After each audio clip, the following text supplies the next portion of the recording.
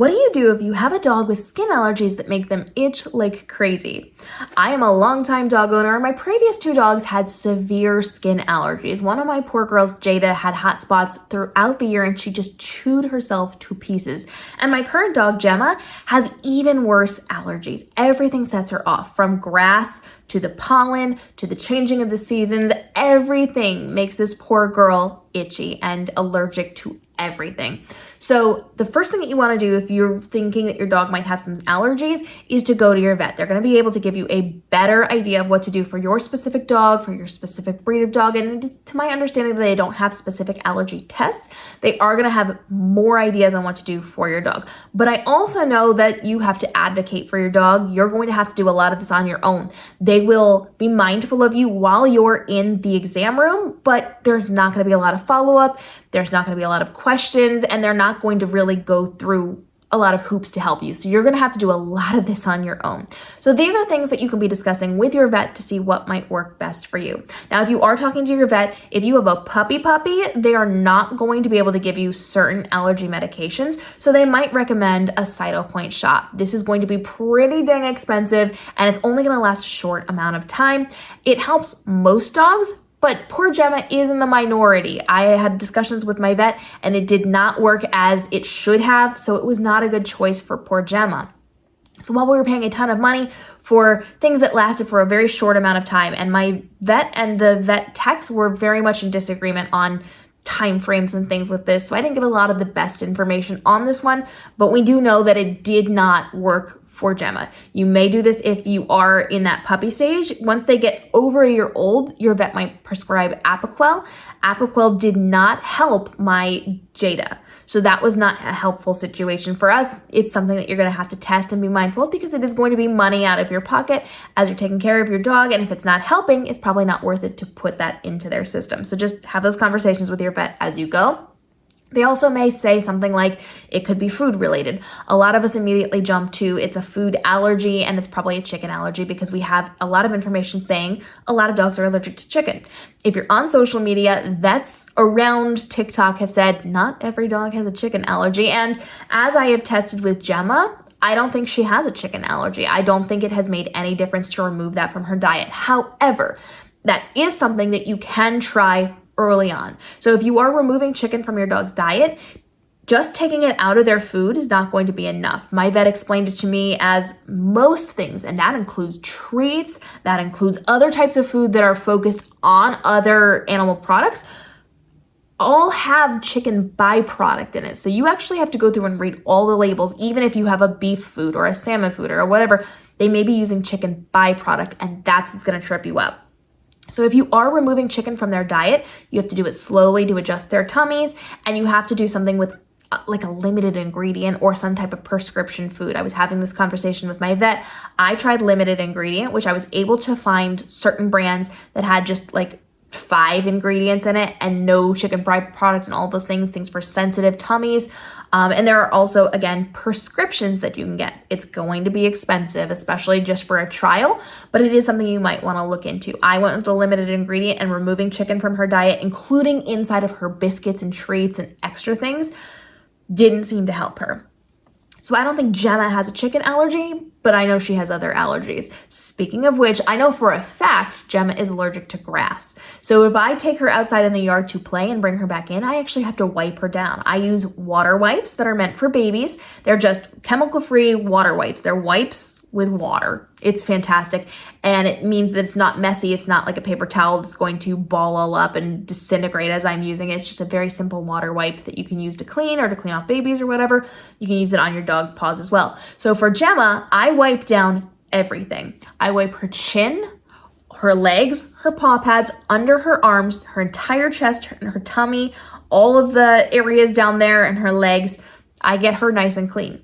Lucy has some allergies to the outside as well. Her tummy will get the little like spots and dots on it, so I just wipe off her tummy. She's not as extensive as Gemma is, but that really helps. If I skip wiping her off, that's when I start to see the redness, the little spots and dots, the little like black things, that it pops back up if I skip it. So I don't do it every single time Gemma comes inside unless it's like a high pollen season. So in the winter, in the fall, in the early spring, I do not wipe her down as much. In the summer, I am wiping her down pretty much every time we come inside just to make sure she doesn't have those allergic reactions. When it's less allergens out, I do it every single night and we're typically okay. So I'll do it at bedtime before she goes to bed. If she's muddy or dirty or whatever, we'll go ahead and wipe her down, but that seems to keep it at bay. So I know she's allergic to grass. I know she's allergic to pollen. I am looking for alternatives for her to help her. And so I use things like, and I've tried several brands of this, and I've landed on Zesty Paws Allerimmune Bites, and those seem to be helping better than anything our vet has prescribed for poor Gemma. It does not take away all of her itching, but it significantly reduces it. And that is a lot less expensive than those Cytopoint shots that didn't really work at all. And so getting some of those like immune allergy pills are going to be helpful. And these just come in treat form. They're just like eating any biscuit, any treat, and you, based on the size of the dog, give a certain amount per day. So Gemma is an English Springer Spaniel. She is getting 2 a day, 1 at breakfast, 1 at dinner. They don't have to be eaten with food. It's literally like a biscuit. It's just like giving them a treat, and it's not specific to allergies, but it helps with the allergies and the immune system and things like that. So it's just a treat you can give, period, to your dogs, but it has these nice added bonuses to it. I have tried other brands as well. I will link them because some of these other brands have worked for my relatives' dogs, even though they didn't work for my dog. So each dog is going to be different. I actually had somebody in my DMs on Instagram saying that they tried the Allerimmune Bites from Zesty Paws and their dog did not want it, wouldn't go near them. And so the dog liked other flavors or other kinds, other brands, and that would work better for them potentially, and it has worked better for some of my relatives, but it didn't work for my dog. So try different ones out. Just because one doesn't work for your dog doesn't mean the others aren't going to work for your dog as well. Now, another fun thing that you can be trying, I heard from a vet on TikTok. I'm going to go ahead and link his video down below so that you can watch it. And it is called bee propolis, and it is actually also known as bee glue. It's like the inside of the beehive that they use to build the beehive.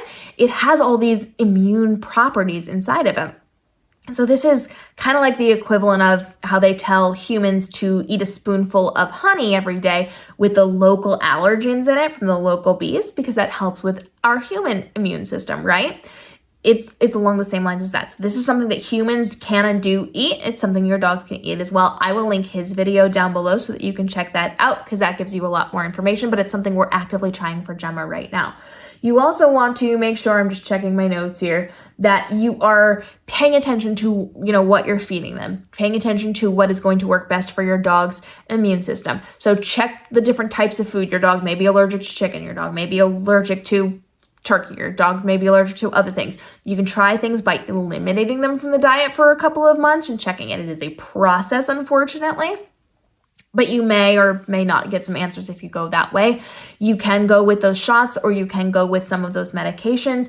Always be wiping down your dog if they have the skin allergies. That should be your first line of defense. And then go for something like a Zesty Paw Allerimmune Bite to help kind of build them up and navigate what's going on. And then, of course, things like the local honey or the bee propolis or whatever can also be potentially helpful as you are building up their system and getting them used to what's going on, especially if you've adopted your dog from another area. If they're not from where you're there or where you live, that can impact their allergies as well. I currently live in a place that I did not grow up in. They have extremely different allergens here, and I am allergic to them. My puppies came from a different state. We're all transplants where we are right now, and it doesn't do any good for any of us to be here. And so you're going to have to do a lot of trial and error. Always have these conversations with your vet. Make sure you are discussing the shots, the medications, what you're feeding them, what you're taking out of their diet, how you're changing things to make sure you're doing it in a way that's safe and effective for your dog. And I really like the idea of having a documented conversation with your vet. My vet actually allows me to email into them. So I have some written things from my vet on what we can do and how we can do it. And she's actually given me advice for really extensive testing that we haven't done with Gemma at this point. And I didn't read that email to give that to you as well. So if you want to know more of what my vet said, go ahead and let me know, and we'll create another follow-up video on that one.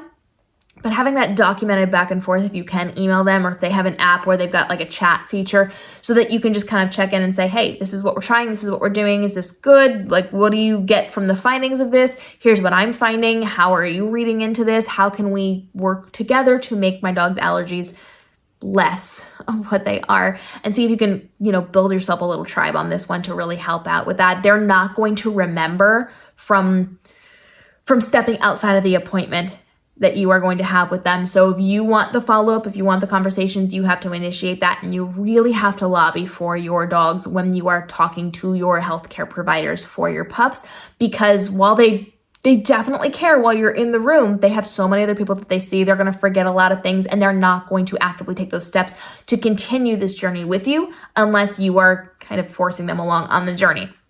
So you're responsible for researching and advocating for your pets, trying all these things out, and having the responsible conversations with them. Your vet may go to the extent of Apoquel or Cytopoint, and that'll be the end all be all of what they do. You may have to advocate for some of these other conversations for how you can add things to their diet, take things away, try different things, and you have to do that research when it comes to it. So if you've got an itchy dog due to the skin allergies, let me know down below. Be descriptive. Let me know what you're going through to see if it's what I'm going through or what I've been through in the past, and let's all work together to collaboratively research and work through these things to help our dogs, to help us, and to help each other, because we are better together. If we have more information on these things, we're all going to be able to thrive better than if we were trying to do this alone. Let's form a community on this one, because I have the itchiest of girls, and I want to help you out while I'm also helping myself out.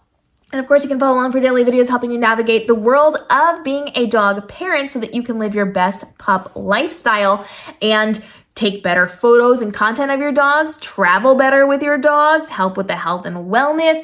We talk about products from your leashes and your harnesses to your toys and your enrichment ideas to help you live your best pup lifestyle. We'll see you in the upcoming episodes.